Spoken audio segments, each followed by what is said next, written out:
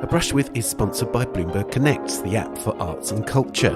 Created by Bloomberg Philanthropies, Bloomberg Connects lets you access museums, galleries and cultural spaces around the world on demand. Download the app to access digital guides and explore a variety of content.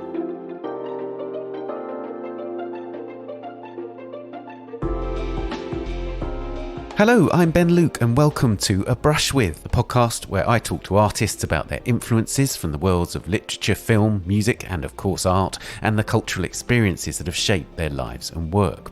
In this episode, it's a brush with Zadie Xa, who explores folklore and speculative fiction, familial and collective histories, diasporic identity and the climate emergency through painting, sculpture, film and performance.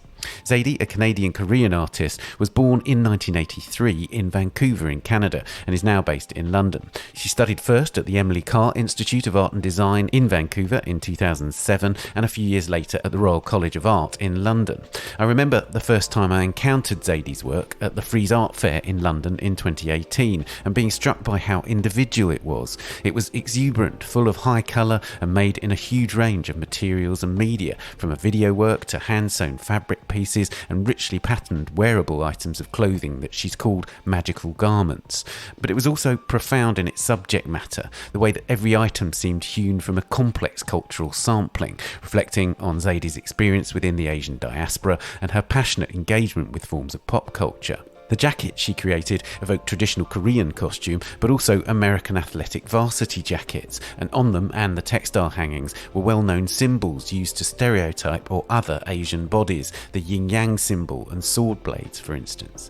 There were also conch shells, which appear in Zadie's work in multiple manifestations. They refer partly to the semi-matriarchal culture of Jeju Island off South Korea, where Zadie also made a film of the female Haenyeo divers catching seafood. But the shells also act as a kind of portal to her ancestral Korean homeland, where she's never lived. So matching that exuberance in Zadie's work is both a form of longing and a complex intellectual inquiry. Zadie's research leads her to extraordinary discoveries, which she uses productively and distinctively. She's long been fascinated by Korean shamanism, for instance, and the shamanic deity Princess Barry, or Barry Gonju, a figure that guides souls from the realm of the living to the underworld after death, features in numerous works, including in the installation she's making for a show at the Whitechapel Gallery in London in September 2022. One of her most complex pieces, which relates to this interest in Korean shamanism, began its life as part of London's Art Night Festival in 2019 and then travelled to various venues. Child of Magohalmi and the Echoes of Creation, as it was called, was loosely based on the almost forgotten Korean creation myth of the giant goddess Grandmother Mago, or Magohalmi, who, as Zadie told me in an earlier interview, created geological formations, bridges, fortresses and lakes out of her excrement and mud. Zadie's interest in this figure was partly feminist. She was passionate about retelling the story because it had only relatively recently been rediscovered after being diminished or caricatured through history because, as she said, male scholars didn't find this an interesting story. In the project, she linked the goddess to killer whales and their matrilineal family structures. Bringing orcas into the work also allowed her to explore the climate emergency and how human activity has destroyed the whales' habitats and led to their becoming endangered. The final presentation of the Child of Magohalmi was an immersive, subaqueous world. It was a fantastical combination of performance with dancers and a percussionist, spoken word, video projections and sculpture, including those clearly alluding to orcas' fins and conch shells, which doubled up as containers for speakers, creating a surround sound experience. All of Zadie's major projects are collaborative, and since 2006 she's worked particularly closely with the artist Benito Mayor Vallejo on these performances and installations. Underlying Zadie's research, her cultural and art historical references, and her concerns with social issues are personal stories. Zadie's mother would tell her Korean folk tales as a child, and she said that they act as a nostalgic entry point to exploring aspects of Korea's history. Killer whales were a staple of her childhood imagination in Canada, and importantly, are a mythologized animal within local indigenous cultures. She says that whenever she thinks about orcas, she thinks about her home. So I began our conversation by asking about identity, about how Zadie's lived experience infuses her work, and the way that it brings together the personal, the cultural, and the political.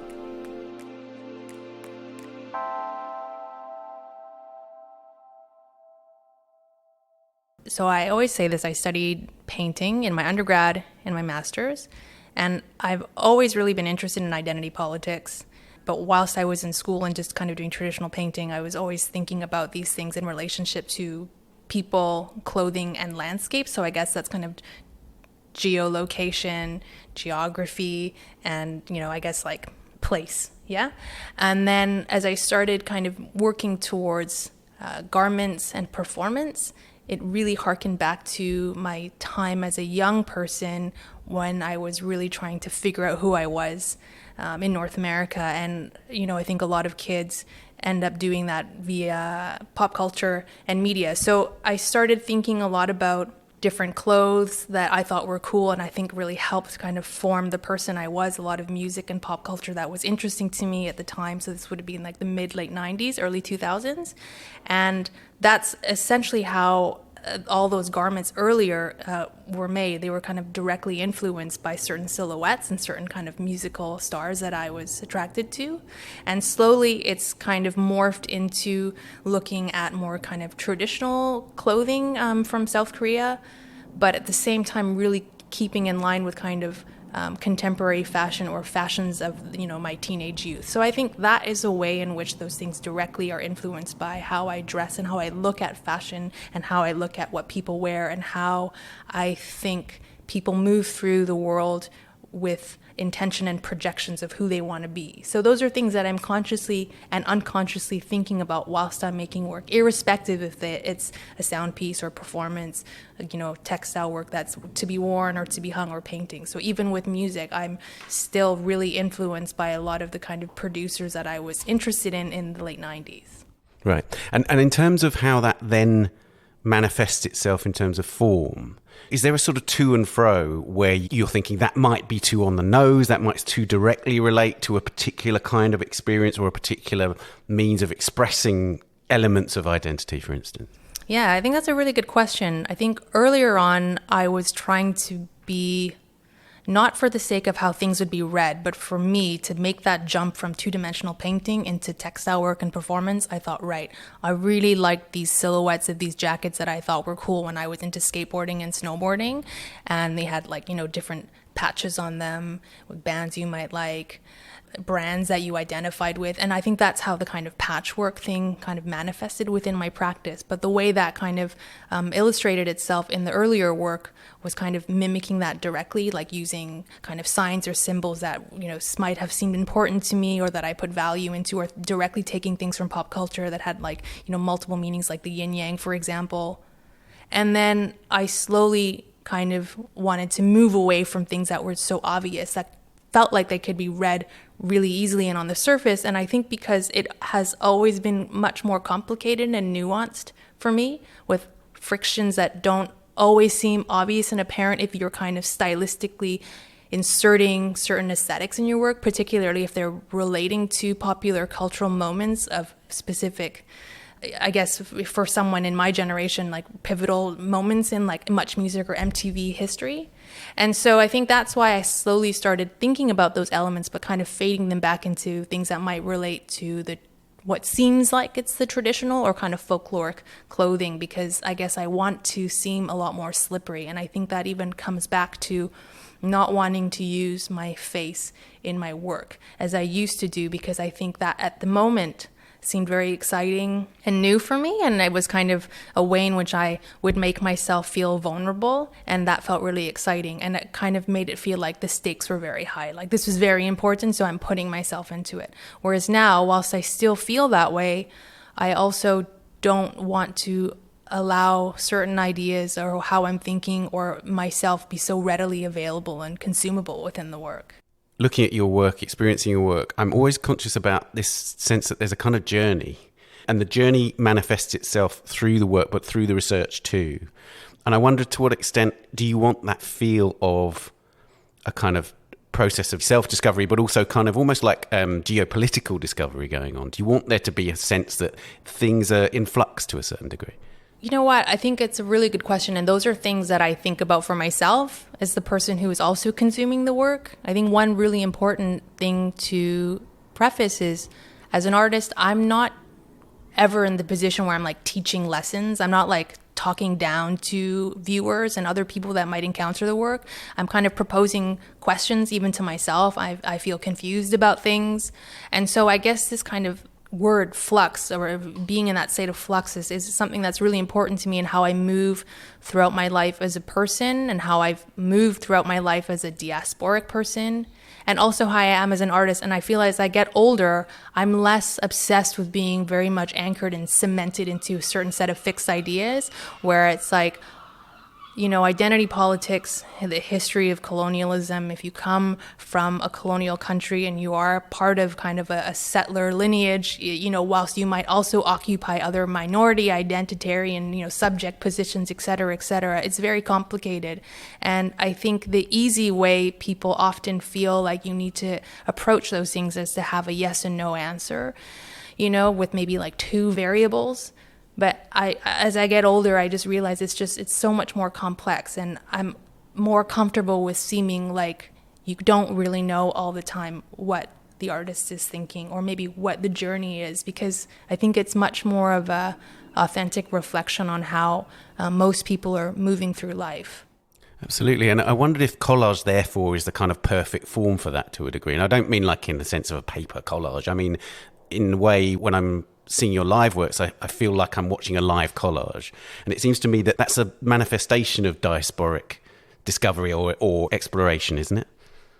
Yeah, I mean, I've always thought of assemblage and collage as like the best way in which you can physically manifest those feelings of kind of being many parts, but also whole. You know, I don't feel like these are things that only people who like, you know, are part of a diasporic experience or might embody different identities.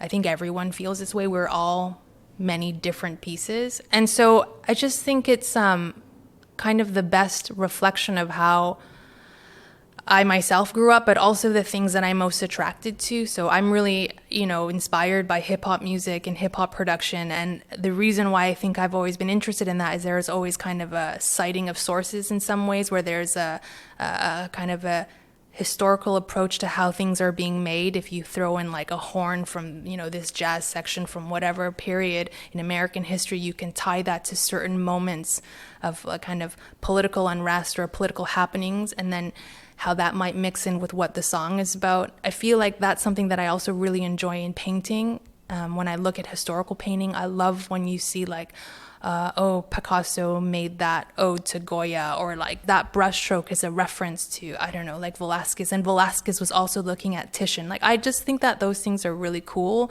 and that's what I also really like about using collage or using disparate pieces of information, but then also going back to what you were saying of not being so on the nose with things. I think it's very cool when there's like, you know, a contemporary pop song, and then there's kind of layered beats that you might not know, you know, what instrument that comes from, or what really important song from a certain part of history, or even, you know, internationally speaking in terms of, let's say, world music, where it comes from. I think that's more interesting, that things are layered, because that's essentially how we all are, isn't it? There's certain hidden parts of us that we might not always even know that we're connected to. So, and I think one of the interesting ways that that manifests itself in the work is through this balance of theme and form, in the sense that, for instance, you might reference Korean textile traditions whilst also illustrating a very, very deep story from the culture of Korea.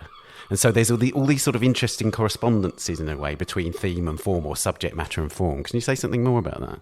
Yeah, I guess, like, I think more recently I've really been using kind of the structure of folk tales or children's stories or speculative fiction as a kind of skeleton or framework by which I can express other ideas that I'm interested in, or kind of personal reflections that I'm having on contemporary life. But I think one of the things, if I kind of tie it back into what I was speaking about, let's say like the way hip hop is made, I'm really interested in kind of incorporating or putting side by side, let's say, you know, aspects of traditional Korean patchwork with the kind of ideas of assemblage through contemporary fashion, and then how that ties back to my interest and involvement with like snowboard jackets and the snowboard, and like stickers and patches that you would place on yourself or on the body to show people who you were. So I've just kind of done this weird loop around, but that's kind of always how my brain works. So whilst you're looking at something that might look like it's very much rooted in traditional craft, I'm also really thinking about the crafting of, let's say, identity projection.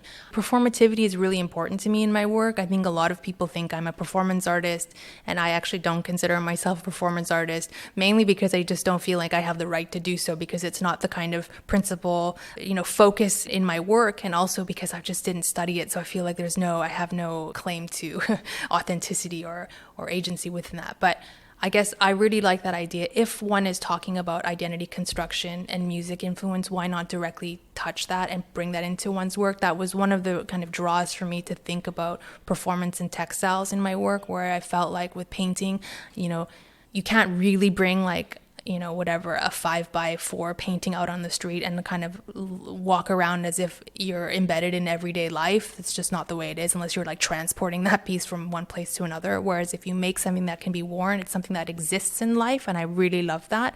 And so when you had mentioned, let's say, Korean patchwork, and then I'm also thinking about the physical performance of that during that time, where people who, didn't have a lot of material means were collecting scrap pieces of fabric and sewing them together in community, in and amongst a group of women, to build something new and to kind of work past poverty, basically, I think is really incredible. And so I like how those things merge, as you just said, presenting the physicality of what that is through material, but also kind of the act of how that's made. So those things are very important to me, and I think that those are things that I think about all the time throughout my work, irrespective if it's live performance, sound, or even like kind of illustrative painting. So these are things that have to make sense. I've always said that I'm an ideas-based artist, even though having a studio practice is so important to me. But the ideas are really what anchor me to kind of allow me to make decisions of what needs to be made and how they need to be made and in what material.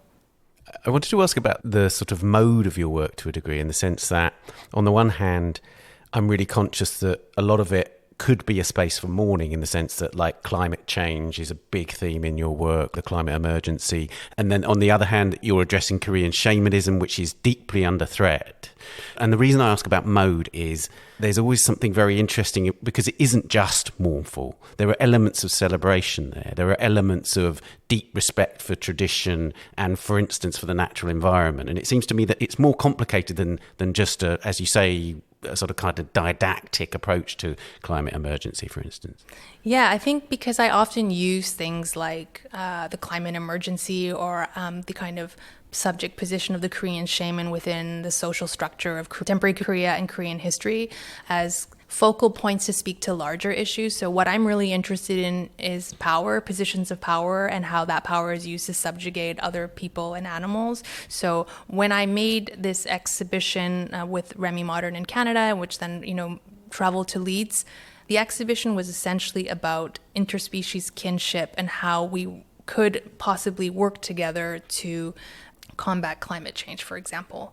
But really what I was interested in saying, because I made that show whilst, collectively we were witnessing the Black Lives Matter uprising in the States and all the protest movements, was kind of the sense of community, in and amongst us, and how we could possibly work towards change by working together, and I used animals and the environment as kind of analogies to that, because whilst that's true in how it works in nature, how would we mimic that within our everyday lives? So for example, the kind of relationship with, everyone's talking about fungi or whatever, but the mycelium network, how that, is connected to other things that are in the ground that then regenerate themselves, et cetera, et cetera. That kind of cycle, that was really interesting to me. And Korean shamanism, whilst I'm deeply interested in the practice and how the people who participate in that and the shamans themselves are kind of outcasts within Korean society, I'm interested in that as a metaphor to speak to positions of power at large and in general, to think about injustices within the world,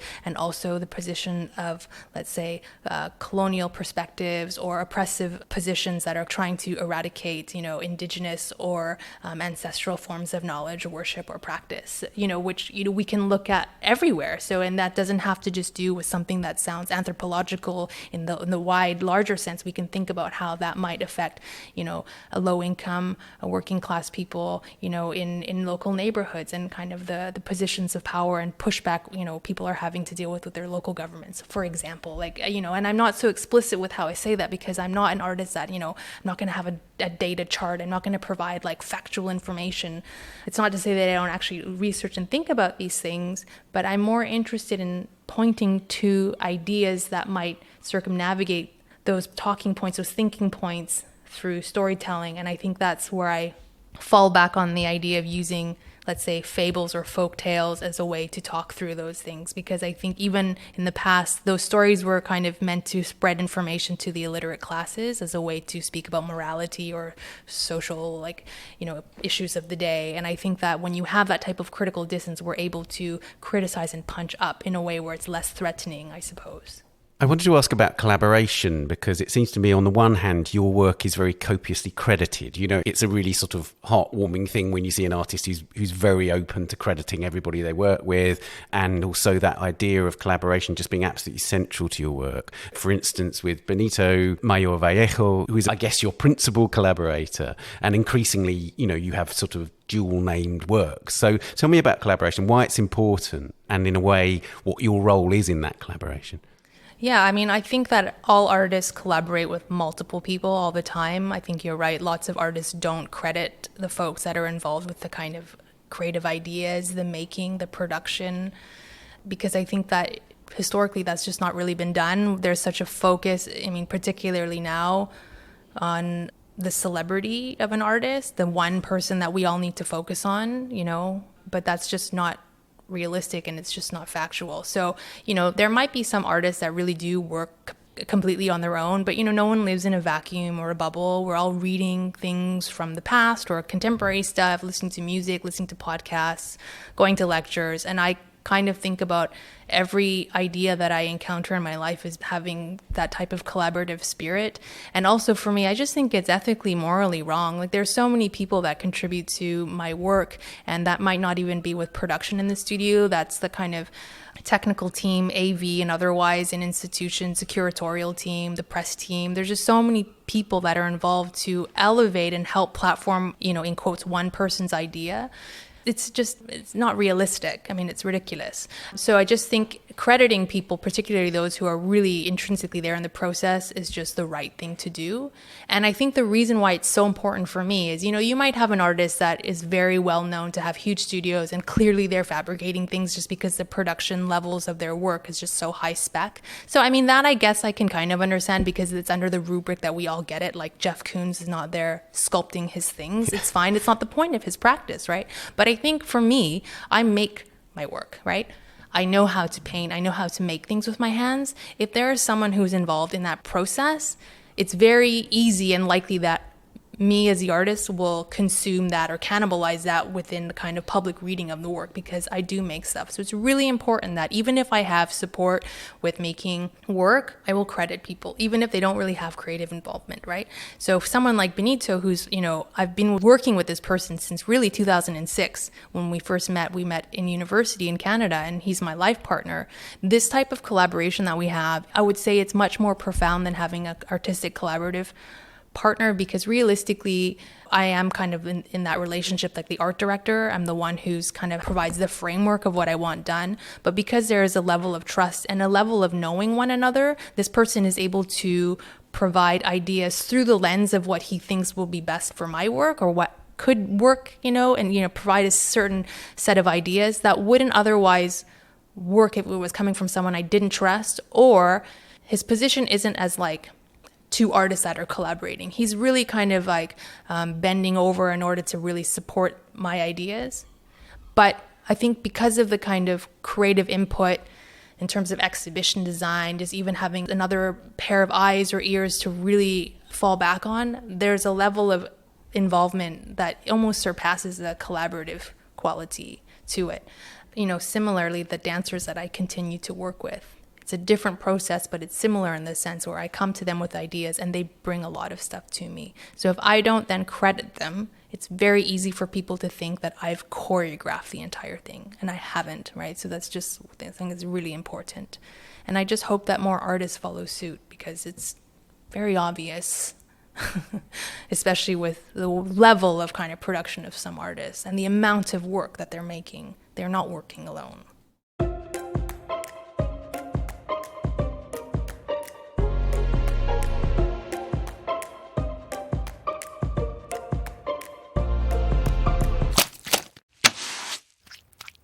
Let's move on to the questions that we ask all our guests. Who was the first artist whose work you loved? The first bit of artwork that really motivated and inspired me to want to be an artist was the Disney animation movie of The Little Mermaid. When I saw that, I thought, this is what I really want to do. I want to be a Disney animator. That was when I don't know, that movie came in like 87 or something, 88. So, I was like 5. And then I think the first artist that I really, really loved their work, I think it probably was Kara Walker. When I was in undergrad, I think that there was just this level of kind of potency and historical reckoning and power that I recognized in her work that was, scary even, but I thought was very thought-provoking and made me feel really, emotional in ways that I think other artists didn't do for me at the time. There's a sort of physical and emotional shock with Kara Walker's work, isn't there? Yeah, and I think because, in the early 2000s when I was studying my undergrad and where I was studying, this kind of conversations of colonialism were so present. But because I studied in Vancouver, there was always kind of a layer of conceptual coolness and distance, right? Whereas with her work, it was so physically palpable, but also kind of what we spoke about earlier with my work, she's also doing that form-following function. There's very specific aesthetic appropriation or taking that she's using as a way to flip it on its head, and that subversion or addressing a certain set of ideas using the aesthetics of the time. So that, to me, I think was really appealing. And also, on the other end of the spectrum, John Curran, I felt when I was a young person, I was very attracted to his work as well, because I felt like he was quite rebellious. This was in a time where people hated painting, and he's had conversations of painting is dead, and he was very popular at the time, and I enjoyed that satirical nature of that subversion of him kind of criticizing waspy rich people culture, which of course as his career became bigger, there's other issues that come around that, but I love that kind of inversion of being able to be satirical or commenting on something politically through that inversion or that taking of something and flipping it on its head. So yeah. You mentioned that you were at school in Vancouver and at the Emily Carr School, which is a very famous school. To what extent were post-colonial discussions at the heart of the teaching in that school? Well, I think what I realize now as an older person, it was how lucky I was to study there. I think unlike my experience in London, conversations around post-colonialism, thinking about Indigenous artists, local Indigenous artists, kind of politics about like the settler colonial state, whilst maybe they weren't as explicit as the way conversations are now, they were still present, and I felt that that conversation was palpable, or we talked about those things. I took post-colonial studies when I was like 22 years old in art school. I had incredible professors and colleagues where we would have these difficult conversations, and the school is even, from my outside perspective, seems like it's gone far beyond that, which is incredible. And I just didn't have that experience here. So it's kind of amazing to see all these conversations happening now. But whilst I was at the Royal College, it was just non-existent. It was actually really dismal. And so I can't, in words, even express my gratitude for the time that I spent there. And I know that, people listening to me that are still living there would probably, and rightfully so, disagree, because there are so many nuanced, complex issues that are going on. And one thing is to talk about things in academia land. Another thing is to see the reflection of what's happening locally and what's, in front of your eyes. But those years really formed me as an artist in ways that I feel like I'm indebted to them in a lot of ways. Even though whilst I was there, I was incredibly frustrated. I think conceptualism was really, really pushed on us. I never felt like I had space there. I will say this on record. I've never even been invited to do a show in Vancouver, which is fine, even though it's, the place where I was born and the place where I hold so dear and the kind of place I'm constantly thinking about whilst I'm making work. But those conversations were huge, and particularly with very specific kind of academic tutors. I wouldn't really necessarily say the studio tutors were that way, but yeah, the kind of academic tutors were really rigorous in terms of that discussion, but that's just because of those are the local conversations that are happening. Which historical artists do you turn to the most today? Do you know what? I think now I'm looking at a lot of Korean folk painting, and oftentimes these people don't have names because they were basically just kind of artisans. So historically, those are the artists that I'm looking at. So no one within the canon that we would be talking about or taught in Western institutions. And where do you see those works? Online. And sometimes, you go to, let's say the British Museum, for example, and the Korea's always got a very small section of works. It's always very disappointing. So yeah, online and in magazines, stuff like that. And in a way, does the lack of data, if you like, about the people that have produced it, in a way sort of make it more interesting in the sense of mining the material or somehow unearthing more? You know what? I think it's just not the central focus for me, because I look at the work as having a different function and value for the community that it was made for, or what it was doing, where it wasn't about celebrating one artist's genius, for example. So it's just functions in a different way. That sort of brings up this whole idea of use value in terms of your work, doesn't it? Because, of course, you're making work, you're making artwork which gets displayed in art spaces. But so often, it seems to me, there are masks. There are, as you've talked a lot about costume, about clothing. So much of the work, it seems to me, can be used. And that seems to be a sort of hugely important element of them. It is really important. I don't know what that comes from, but there are certain things that may not even be used in performance, but I want them to have a functionality, even if it's not practical. So there are certain garment works that I've made where one could wear them as a jacket and that wraps around your body, for example, like it has armholes, but structurally it's just made to be fitted on the wall.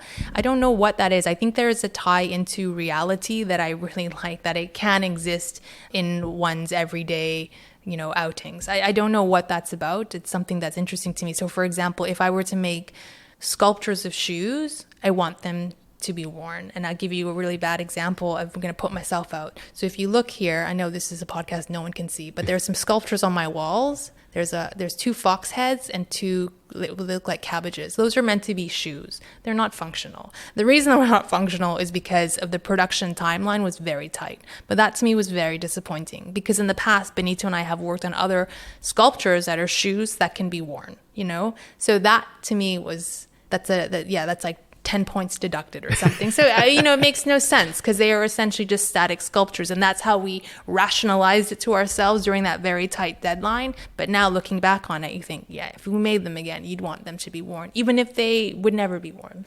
Exactly, because when you display them, they can appear entirely in a kind of museological structure, and it seems to me that's an interesting payoff between you've got these potentially functional objects, and then there are systems of display that you're playing with as well, right? And I think that must just be my real love and interest of clothing. So it's not the fashion system I'm interested in. I'm interested in that for other things, not within my work, but within my work, I just really love clothes. So, traditional clothing, contemporary clothing, everything. I like the way people have to dress in uniform, and whether they're kind of people that work at TFL or construction site folks that have to wear these kind of bright yellow things that, you see other brands and like taking and like Balenciaga and copying or whatever. I think it's just that I'm really interested in so many different ways and forms of expression to change the body and to change the look that one's going for and the kind of person that they want to be that day, or they have to be that day. I think that must be it. That must be that reason of why this kind of functionality is so important in the work. I want the things that I make to be able to lie beside those things in a convincing way. That's great. You talked about Kara Walker, but which other contemporary artists do you most admire? So I think one of my favorite contemporary artists right now is Lee Bull. So I've got a photo of her there when she was a younger artist, and she's wearing this amazing costume. Another Korean artist that I really love is Hae-Kyu Yang, who recently had a show at Tate St. Ives. And also Kim Soo-ja, another Korean artist. And then another Korean artist, Park Chan-kyung, who I really love. Yeah, and I guess all of my colleagues, and I'm not just saying that. I genuinely really admire the people that I'm working alongside. I'll say specifically in London, just because that's where I'm based. All the ones that everyone loves. Anthony Hamilton, Taishani, Cecile B. Evans. These are artists that I look up to, I talk to. Whilst our practices might be different, I'm constantly looking to them as reference points or speaking about, books or movies that we might be interested in, even if they seem frivolous, like pop cultural moments. These kinds of mini conversations, I feel like, are really important. It's interesting that because you're not part of a movement as such, but it seems to me that there's definitely a kind of artist community amongst artists who are working in very different themes, but the thing that seems to ground them all is a kind of research and also a kind of fascination with fantasy, storytelling and all that sort of thing. Mm-hmm. And even though the work may look and seem entirely different, mm-hmm. there are lovely correspondences, mm-hmm. it seems to me, in London right now. Yeah, absolutely. Sin Wai Kin and other artists.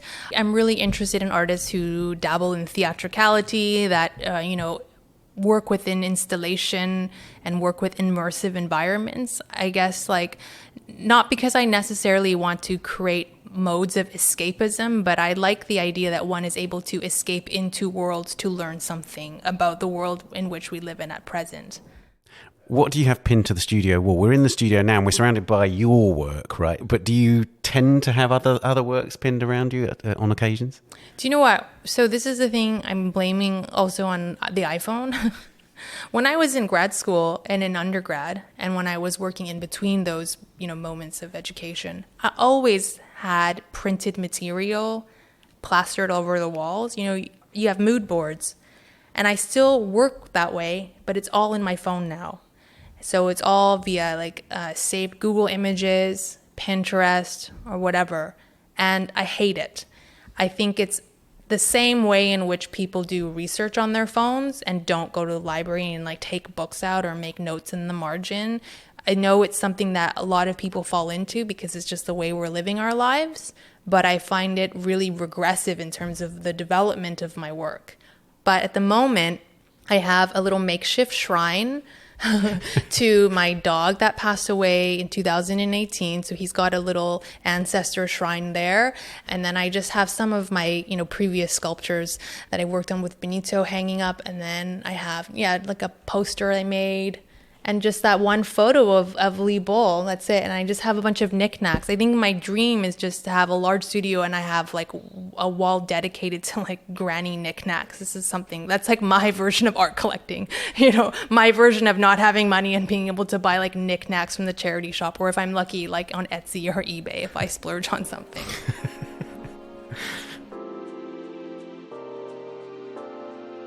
A Brush With is sponsored by Bloomberg Connects, the app for arts and culture. The free app offers access to more than 80 cultural organisations through a single download. In New York State alone, there are more than 25 institutions, from upstate centres for modern and contemporary art like Dia Beacon and Magazzino Italian Art to botanic gardens in Brooklyn and the Bronx, as well as a host of museums.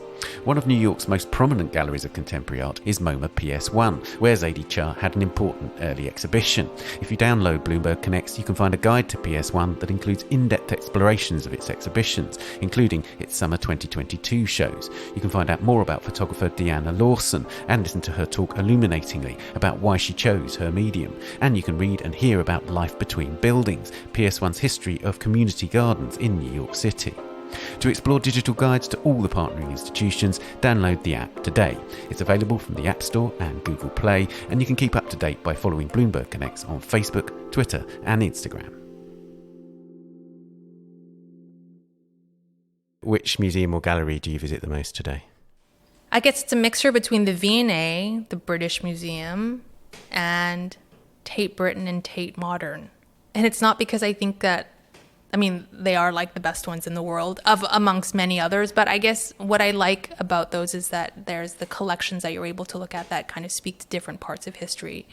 Those are the things that are most interesting to me. And then to commercial galleries, sometimes it's really good to do gallery days and you just see a bunch of stuff that you either really like or you don't like or you feel indifferent about or you hate. But I think even sometimes seeing stuff that you hate is really good because it elicits some type of emotion. I think it's better to see something that you're like, oh my God, because you're actually having a reaction to it, so you can think about that and you're thinking in tandem, as opposed to going in somewhere and not having any type of feeling and feeling completely neutral. Does it sort of throw you back into almost the sort of art college crit situation, where you have to evaluate other people's work and you're having to respond to it in some way? Yeah, of course. I think that it is harder to do for me in commercial spaces because it's so evident that things are on display to be sold.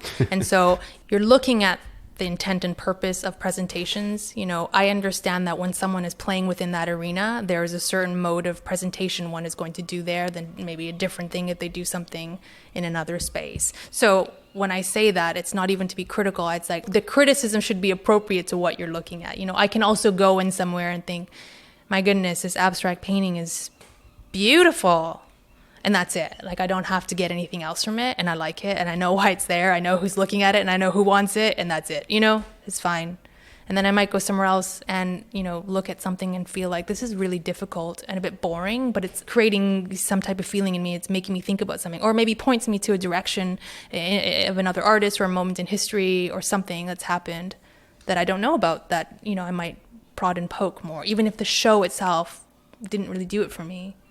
When you go to the V&A or Tate Britain or Tate Modern or whatever, do you return to certain places as a kind of rhythm, if you like? Are there certain works that you have to see when you go to certain places? I think I do that less in London. Well, I used to live in Madrid, and, Benito and I would go to the Prado like every week because we lived very close. Unlike London, you can actually afford to live in the center of the city. And so we would always go to see very specific Rubens, Goya or Velasquez painting. So it's not necessarily the room, but it's a certain painting that you want to see, and a certain way in which, a hand was made. These are things that were important to me when I was younger. I think now, I changed my mind. It's not the V&A, it's not the British Museum, it's not the Tate Britain or Tate Modern. It's the National Gallery. That's the one that we always go to.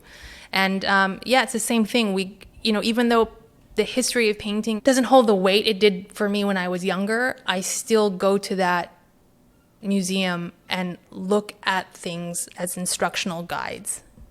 And so I still do that. And, it's just the classics. It'll be to see like Van Gogh, for example, or to see actually like kind of there. What's the wing when you go in the Sainsbury wing and you turn left? It's like kind of, is it the Gothic area? Well, yeah, the medieval part of the collection, or the early Renaissance. I think that's my favorite section now. Whereas when I was younger, I wasn't into it. I wanted like the big Baroque kind of style paintings. But now there's just that weird stuff that I like. And I think because there's all these like weird hidden messages, and I'm interested in how the literacy of what you needed in order to confront those images. And I think that is probably why painting is still interesting and important to me and my practice, but it just functions, or it like posits itself differently now.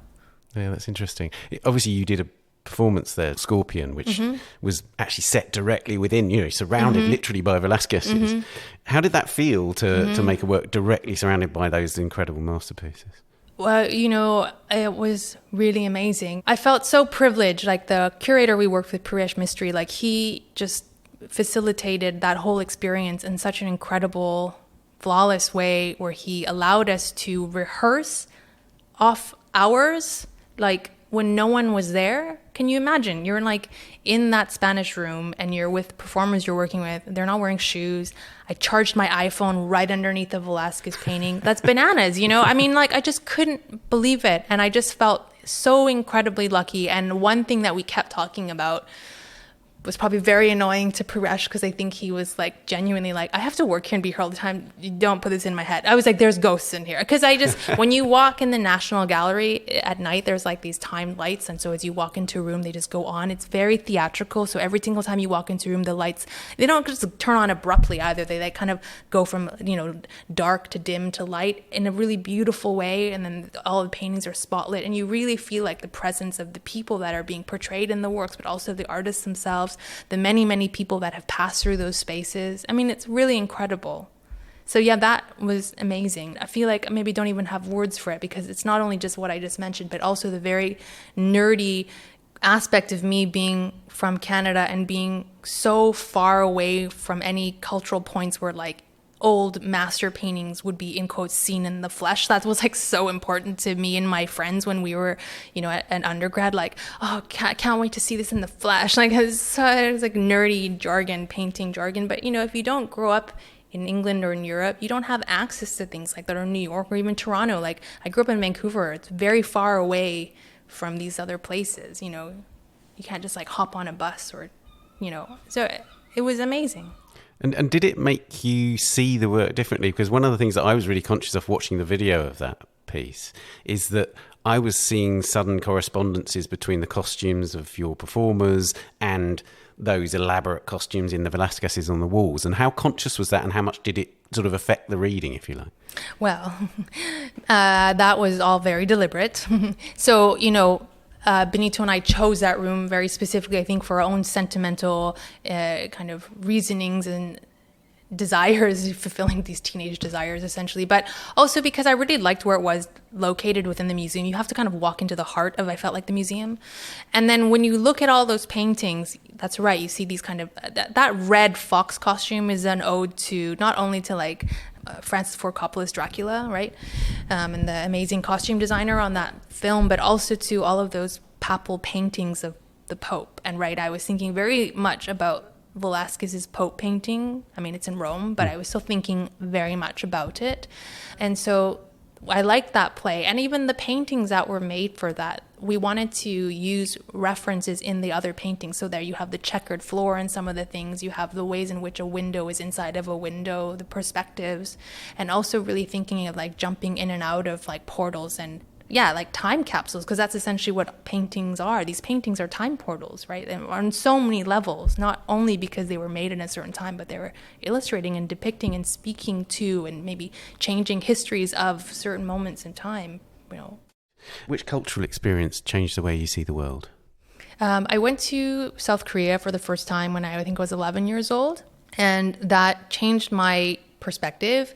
This sounds very silly, especially in the time that we're living now, or if you traveled a lot as a young person. But for me, it was really wild to go somewhere that was so different to the place I was, but it also existed on the same planet. And that sounds really ridiculous, but I was like 10 years old or 11. It just was amazing to me that there was an entire way of being that was so outside of the way I was used to it in Vancouver. And then at that age, I realized this is happening on like multiple levels in the thousands. And that to me seemed amazing. And then the other thing I will say, it's related, was when I learned how to speak another language fluently, and I did that as an adult. It really made me understand that language is also like a portal, because you cannot think the same in different languages. And I thought that act of translation and mistranslation just seemed so much wider and interesting to me, because I finally understood what that really was about. Can you say more about your response to your Korean background and how that has manifested itself through the work? Because it seems to me really interesting, because the way that you've talked about it is that as if you were an alien coming at it from an entirely different place. So you are Korean, but at the same time grew up in Canada, and that has proved such a profound shift in terms of how you identify. Can you say something more about that? Yeah. I mean, I think that I have a lot of insecurities about who I am in relationship to how we are socialized to present ourselves. So what I mean by that is saying that, yes, I'm, Korean and Canadian, but I also understand that I didn't grow up there, and there's a lot of things culturally and socially that are, in quotes, foreign to me. Not because I've never heard of them or I'm completely ignorant, but I understand them and how they sit within contemporary daily life. But there's such a rubbing up against how I function and how I've been socialized. And also, I think there's that insecurity of like, when you're not from somewhere, are you that thing, right? And it's something that I've had to really push back on within myself and also as an artist. So what I'm trying to think about now is how that Koreanness exists outside of a geography, right? And how it exists and manifests and expands depending on where it lands itself, right? So I remember I listened to this like Korean celebrity chef from LA, and he was talking about traditional Korean foods and how someone from Korea might be like, well, that's not really a Korean XYZ soup because you don't have these vegetables in it. It's like, no, it's a soup from LA, but it's still Korean. It doesn't make it less Korean because it doesn't have those herbs that grew on that mountainside in that village. It's a different thing. It's an expansion of the culture, and it's an expansion of the identity. And I'm really trying to think of it from a place of possibility and like abundance, in a way that when I was younger, I always thought of that middle zone, gray zone as a place of inferiority. I'm still really having to push back against that. And so there's always a lot of insecurity, like, oh my God, people from Korea are going to hate my work, or they're just going to think it's boring. And I've accepted that, because it's like, of course they're going to think it's boring. There's so many things that are running through my work that people don't have to ruminate over if you've just grown up in a different position than I have. But then likewise, I think an immigrant experience, which is held by my mother, is also really, really fascinating and varies widely from a Korean experience of someone who's just lived there for their entire lives. And that does not make my mom's experience less Korean, right? So I think that there's an expansion of identity that's really exciting. And, it's really important for me to also say, like, whilst I'm kind of delving into these seemingly very specific cultural reference points, I actually feel as though it's the best way for me to communicate across a really wide lens, whilst also being very personal and specific. So hopefully, I don't know where you're from, but there might be certain ways in which I grew up that resonate with you. And then I might learn something about how you're also feeling in a diasporic situation, depending on where your family's from. So I think those are the things that are most important to me and exciting. And ultimately, it's like really pushing back against that kind of monolithic idea of what the center point of culture is. That's also why I'm looking at a lot of traditional Korean painting, or like folk painting from other places in East Asia, because I don't want to constantly be looking at the European canon or like the American modernist canon of art making as a kind of center point for how I should be making my work. So that's also a pushback on a kind of a really conscious thing that I'm doing there as well. And I'm hoping that other people do that within their work, and it doesn't matter where they're from, and then we're meeting in the middle. So that's who I'm feeling like my audience or my like colleagues are, people that are kind of thinking about these ideas, and it doesn't matter if they're not from Korea. That's actually the most irrelevant part of it. Let's talk about literature. Which writers or poets do you turn to the most? So I feel like I'm very uncool and on trend on this. I don't listen or like read poetry ever. I want to, and I think it's something that I've wanted to do since I was like a preteen. It's just something that's never really held me, but I think it's not because I don't like it. It's because I don't make effort for it, and I have very, very short attention span. But in terms of writing, and this is very, very much on trend, zeitgeist brand, I just really love Ursula K. Le Guin. I will just never not stop loving her stories. I just feel that they're a mixture of all the things that I like, speaking about kind of historical injustices, how they might proliferate into the future, or ways in which we can possibly rectify them. You have like wizards and like secret names, and I just love all that. And then also Octavia Butler, again, very much on trend, but I just think that there's a reason for that, and there's a reason why their words are so profound for most people, and the kind of stories that they tell. So those are the two that I look to the most in terms of, literature and the things I think about every single time I'm making an exhibition. And in fact, your Whitechapel exhibition this autumn is has an element that is directly in response to Le Guin, right? Yeah, I made another exhibition. Was it an exhibition? It was. It's been a long couple of years. It's called The Word for Water is Whale, and that is also a direct riff on Le Guin's The Word for World is Forest. So that's usually how I get my ideas. If we're thinking about collaboration or appropriation again, I'm always looking outwards as a way to kind of reflect and talk back with. This is kind of the most important thing to me as an artist. I think it's because I'm an only child and I grew up with a single parent.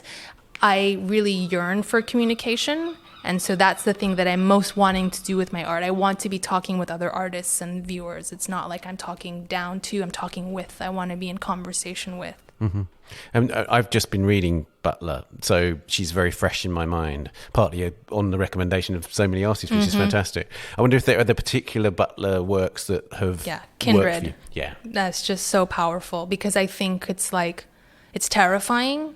It's so scary. And I think, there's many reasons why it's terrifying. The first one is like, what would you do if you were put in that situation? You know, I think oftentimes when you're living in the present, it's very easy to say like, if I lived during this time, I would have done this, you know?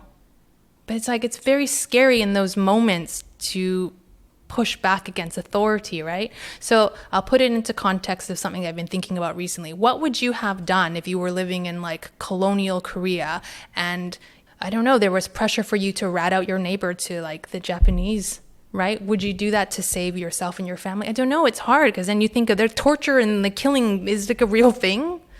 So that's what I thought about with that book. It's like, oh my gosh, what would you do if you were pulled back in time? How would you behave, right? And the other reason why I think it resonated so much with me was while I was growing up in Canada, there's a lot of like historical kind of like television shows that seemed to be very popular in the 90s, like Anne of Green Gables, and these like other like very niche Canadian things that no one here listening to will even know what I'm talking about. But I love these shows and these books, and my mom did too, and it was something that we bonded over. And I remember my mom would always say like, oh, these were the good old days. I wish that I was alive in these days. And even as a young child who had, you know, dealt with racism, like I'm talking 8 years old, I was like, why would you want to go back? Like we do not want to be back in these times in Avonlea or wherever, Prince Edward Island in like the 18 whatever. Like, no, thank you. That would be terrifying, you know? And so that was the thing I constantly really enjoyed, like a Little House on the Prairie, but realized if I suddenly found myself outside the Ingalls home, what would happen to me, right? So I think that was something that also spoke to me when I read that book a few years ago. I wanted to ask you about the connections between speculative fiction and folk stories in your work, because it seems to me that one of the things that through looking at your work and thinking about this is that there are loads of correspondences between these two very distinctive forms. Is that something that you consciously bring together? I'm interested in folk primarily because that's how my first like kind of entry point into Korean culture, vis-a-vis my mom telling me stories when I was a kid. And so I think anything that you absorb as a young person, it stays with you for the rest of your life. So it's that. And also one of the reasons why I really love traditional Korean folk practices and kind of craft and art is because of how it's basically always punching up the kind of criticality of the feudal system, the aristocracy, and kind of speaking to the hardships of, you know, whatever agricultural feudal life is really interesting to me. But across cultures, you know, that's interesting to me. And also how it was disseminated to the illiterate classes. This is why, you know, something like, I don't know, stained glass windows, that's interesting to me, or how kind of the Bible, I was raised Catholic, and so those kinds of stories within children's Bibles are also very captivating because it's very good, simple storytelling, right? And I think the thing that I like about speculative fiction, it's almost like adult folk tales for me, about how there's a kind of obviously a critical lens that's a bit more profound and complex as to what, you know, stories are being mined or histories are being mined and then kind of reflected back to the reader vis-a-vis a different world. You know, I heard this from someone recently on the podcast. They said they really loved the idea of Korean folk tales because these stories, like all folk tales, have been told for hundreds of years, thousands of years. So when you hear it, it's like your ancestors are speaking to you. I just really love that, you know, and that I think it goes across, you know, cultural borders. We all can feel connected to that. I know there's something about history that I am very interested in, and that's also why I'm interested in ghosts. So yes, I think like a lot of people that are tickled by the supernatural and the unknown of that, what I really am interested in is history and people that have come before us. That's what is essentially the thing that really kind of pushes and drives me.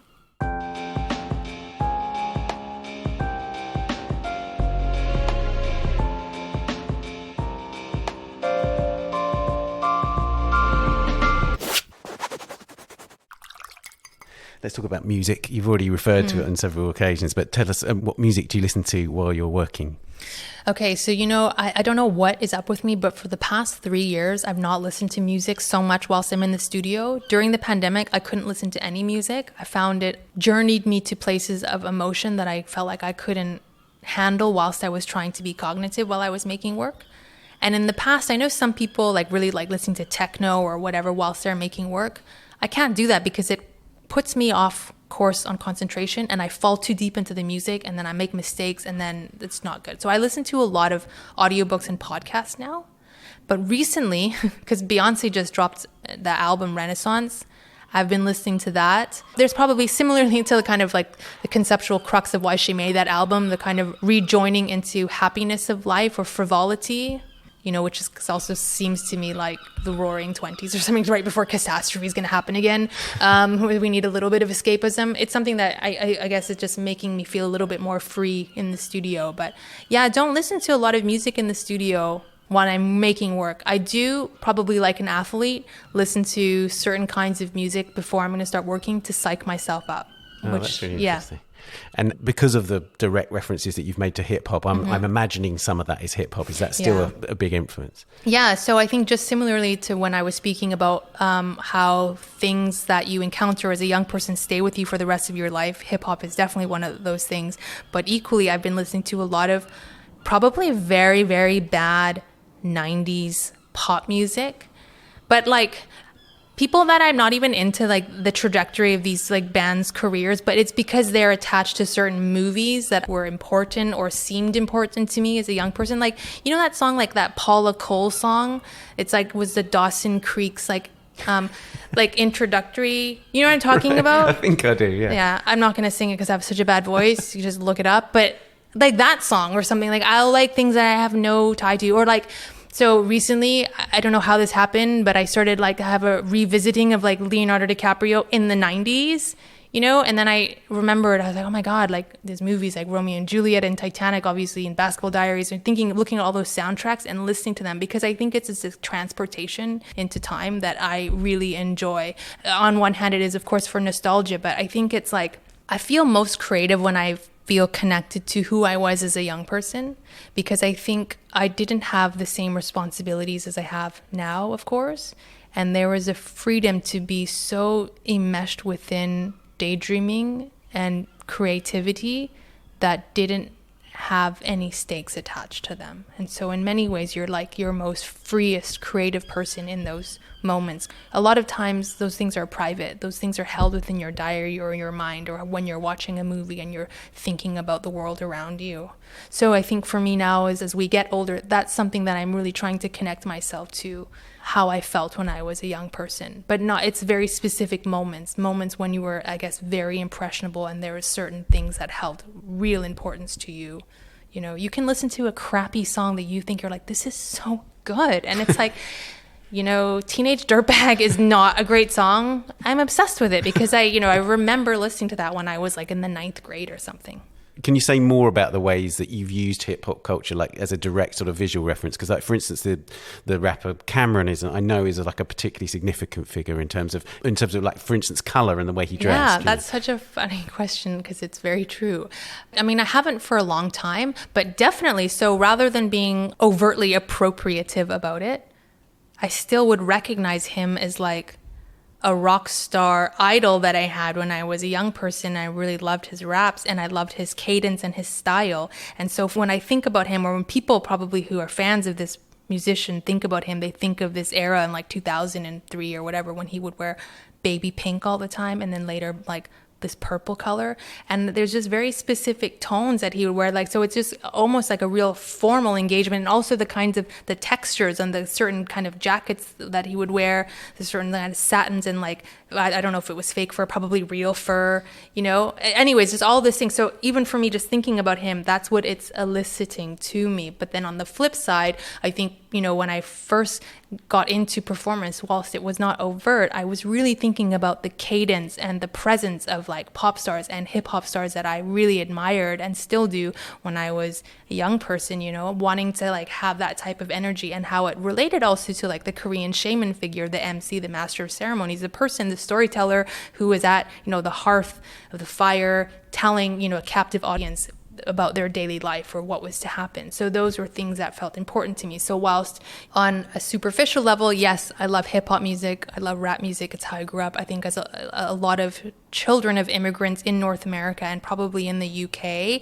gravitate towards Black music because it at the time, for me, it seemed like the alternative to white culture that I felt like I couldn't be part of. And so whilst I was looking at another culture that I was not participating in or part of, and I didn't look like these people have a shared history, there were certain commonalities that were attractive, right? And also because it's anti-establishment, it's rebellious, right? But how that would also relate to, like I just said, this form of storytelling was very important to me, and it still is important to me. Let's talk about other media. Which other media influence your work? I think that movies, actually, but not necessarily like in a intelligent, cinephile, film buff way. At the moment, what I've been really interested in is like horror, and like horror in general, but also like Korean horror. And I think the reason why I'm interested in Korean horror is basically because like all cultures that reference things that are scary to, you know, whoever, like I guess The Exorcist is scary for a lot of kind of Western minds that are, you know, grown up in the Christian world or Christian faith. And then likewise, there's a lot of Korean horror thrillers that are embedded and rooted within like scary folk tales that I'm attracted to. So there's that. And also this kind of connection with an ancestral past. Those are the things that have been most interesting to me lately. I wanted to ask you about this film called, is it Iodo? Mm-hmm. Which is a 1977 Korean film. Mm-hmm. So therefore it was made at a very difficult time to make that kind of film in Korea. Tell us about that film, because then you've used it very directly in the work. Yeah, like yes, but no. Again, because I think I have very, very concrete reference points that I'm like thinking about so deeply, but then I don't really want that to show too much in the work. I don't know why that is. Maybe that's being selfish, like don't know about my references. This is mine. So I stumbled upon that film. I don't even know how, but it was the first time that I encountered like a visual representation of a Korean shaman. And so I found that to be incredibly alluring and really engaging to see this kind of middle-aged, vulgar, crass Korean lady. I thought, this is so wild, you know? I think that the portrayal of this Korean shaman was probably negative, right? But for me, from my Western feminist perspective, I thought, wow, this vulgarity is very powerful. She has sexual agency, and she's, you know, yes, she's kind of this demonic figure, but it's because she has agency and she has, you know, there's a goal that she's doing for herself. I found that incredibly enticing. So basically, a long story short, it's based on an island at the tip of South Korea. And it's an island that's populated entirely by women. And it turns out that, you know, there's a reason for that. And, you know, you should just watch the film. You can watch it online for free on YouTube. But what I really liked about it is I felt like there was some interesting correlations with Taishani's DC. They've retitled that work. It's the work that they made for the Turner Prize. It was called Dark Continent before. Anyways, Taishani also made this work where it was all about this kind of place, a utopian place populated by, you know, women or gender non-conforming people. But that film I just thought was really powerful because of the way in which it kind of subjugated the position of kind of a patriarchal male and how there was these kinds of evil women about. I just found it really fascinating, and it actually subsequently led me to travel to Jeju Island in 2017 with my mom and my partner. And yeah, I feel like it's kind of the wellspring for a lot of work that I've made subsequently. I suppose there's a lot of kind of matriarchal touch points in that film, and because it references Jeju Island, people might know, is also built on kind of a matriarchal economic structure, which is very different than the rest of South Korea anyways. It also has a very, very interesting political history. So yeah, you know, these are things that I wouldn't have maybe found myself falling into at that time had I not seen that movie.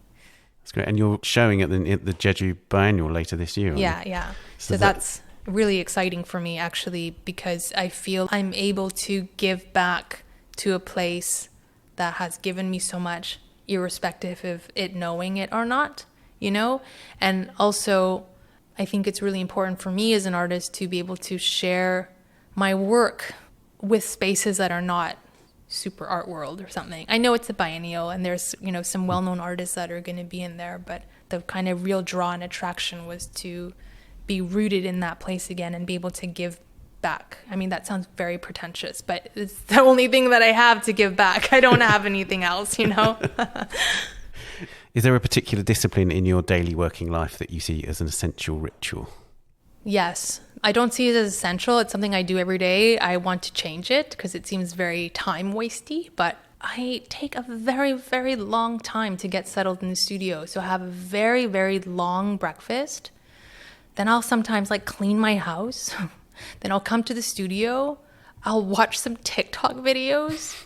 And then I might just listen to a podcast to get me started. And then I then can start working. I don't know what is that. And oftentimes I'll add in like going somewhere for a coffee. And now that I live in the area that I do, there's like no amenities. I have to like travel to go to like a local coffee shop. So time wasting is what I'm saying is an essential ritual. And now I have a new dog and he has a lot of hair and it takes me, I brush him. It takes like 40 minutes. So this is more time wasted. So that's the essential ritual of my day-to-day studio practice is wasting time. If you could live with one work of art, what would it be? So I've said this before, but I still stand by it. And actually, I just watched a National Geographic documentary from 2016, produced and narrated and starred with Leonardo DiCaprio, and he talked about the same work. It's Hieronymus Bosch's The Garden of Earthly Delights. And I think the reason why I love that is because it's such a layered, complex work, right? And can you imagine to make something from the 1400s and it still bewilder and interest people today and feel mysterious and enigmatic and to be so desired to be looked over so thoroughly? I just can't imagine that. It's such an incredible piece and there's so many moments in it that will still surprise you. And I think even if you have a photograph of it and you study it, you just find new things in it all the time. And I love how it is very cinematic to me. I love those paintings where there's large landscapes and there's different vignettes and scenes happening throughout because it's almost like a camera moving throughout. And also I feel like it speaks to time in a really interesting way. Absolutely. And there's also the sort of aspect that is not often referred to, but that's sort of the grisaille objectness of it, so the painting that if you shut, it's a wonderful grisaille thing. And very, again, it's deeply mysterious, if not as spectacular as what's inside. Yeah, it's really interesting. And, as I just mentioned earlier, I used to live near the Prado and maybe what I'm going to say sounds rude, but sometimes when I would go and see, I'm like, why is this here? It's like it feels like more of like a bunkery part in the Prado. It's kind of just surrounded by other incredible works. But I'm like, it seems like a piece that you would go and you would just see that in a room. And then maybe it's interesting how it almost deserves the Mona Lisa treatment in a way. Yeah, but do you know what? I think it's because, and I stand by this, the Prado is the best museum for Western painting. It has just so many incredible, like everything in there is amazing. It's just like the best painting museum, in my opinion. So that's probably what it is. They just, spoiled. They just have so much stuff. They only have so much real estate, I suppose. So they've got to put, all these other incredible Bruegels and stuff in somewhere. But that's the work. And I love how it changes. You open it up, you can close it, you can change how it fits. If you're wanting to think about color schemes in your house, you can have it be monochromatic and gray and then, colorful if you open it up. So, yeah. And lastly, what's art for? I think that art is for communicating with people. So it doesn't matter what you are doing. If you're a really formalist, abstract painter and you're really interested in process and surface and other esoteric art jargony, modernist ideas and theories, you're still wanting to do that in amongst a group of persons and peers that, are interested in those subset of lines of inquiry, right? Just like how one might want to make films that speak directly to and about a certain situation. I don't know, that's what I think art is for. Good art and bad art. That's great. Well, Zadie, thank you so much for joining us on the podcast. You're welcome. Thank you.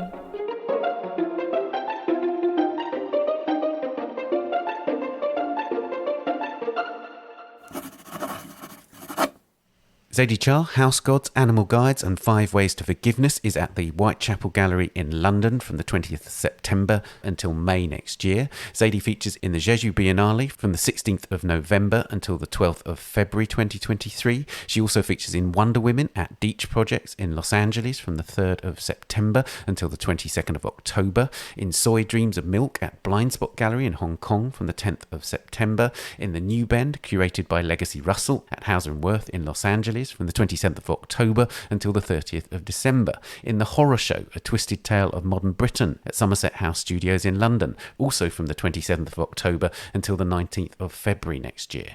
And Zadie's donated a small painting to the fundraising project for the UK charity Hospital Rooms, which is in an exhibition at Hauser & Wirth in London from the 19th of August to the 14th of September. And that's it for this episode. Please subscribe to A Brush With wherever you're listening, and do give us a rating or review on Apple Podcasts. Do also subscribe to our other podcast, The Week in Art, a deep dive into the latest big art world stories, the top shows and the key issues, which is back in September. We're on Twitter at Tan Audio and on Facebook and Instagram, of course. Production, editing and sound design on A Brush With are by David Clack, and the producers of the Art Newspaper podcasts are Amy Dawson and Henrietta Bentel. Thanks also to Daniela Hathaway, and a huge thank you to Zadie Xa. See you next week. Bye for now.